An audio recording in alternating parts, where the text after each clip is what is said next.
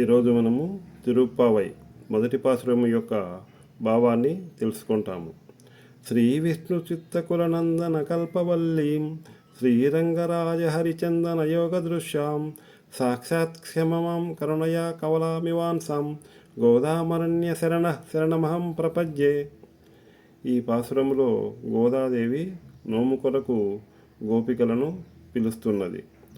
తెలియల్లారా రండి రారండి, సంపత్కరమైన సర్వాభరణములతో విరాజిల్లుతున్న ఓ గొప్ప కన్యలారా రండి రారండి. ఈరోజు పవిత్రమైన మార్గశీర్ష మాసం, అందులోనూ పున్నమి వెన్నెల పిండి ఆరబోసినట్లు ఉన్న వేకువజాము. పోటు మొగడైన నందుని అనుంగ బిడ్డను సేవింతము రండి.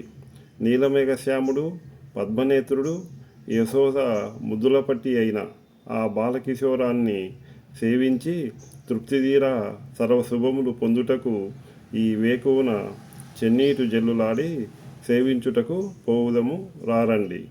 ఇది మన వ్రతము కదా. శుభం భూయాత్.